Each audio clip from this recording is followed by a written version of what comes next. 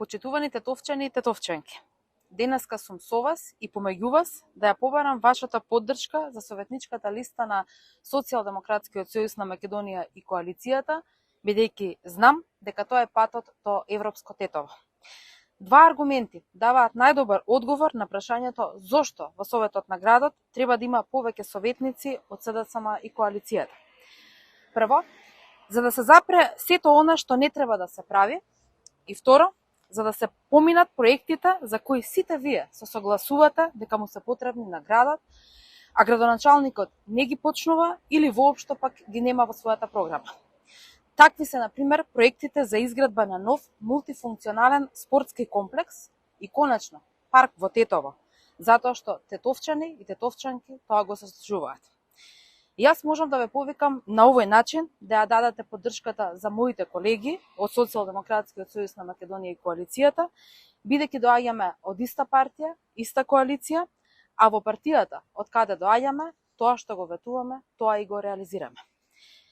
Вие сите знаете колку добија војниците од Тетово, вашите сограѓани кои застанаа во армискиот строј и ја чуваат нашата држава. Знаете дека Законот за служба во армијата стоеше заглавен во собранието повеќе од една година, блокиран од опозицијата. Со решенија на кои припадниците на армијата, меѓу кои и вашите сограѓани, чекаа со нетрпение. Но, со посветеност и истреност, предложивме нов, уште подобар текст на закон кој се усвои во собранието. Се што ветивме, сега се реализира. Војниците и офицерите, на кои изминатите 4 години месечните приходи им пораснаа за повеќе од 50%, сега со овој нов закон добија уште едно покачување. Правото на користење на средства од над 9000 денари за станарина.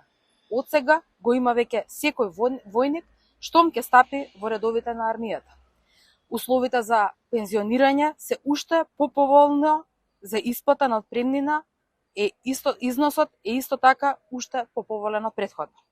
Сега, секој војник кој служел на државата ќе може да земе отпремнина од околу 20.000 евра.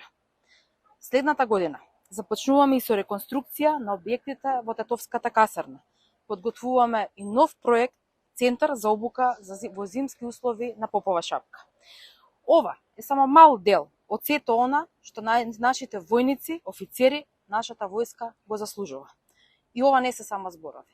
Ова се реални чекори.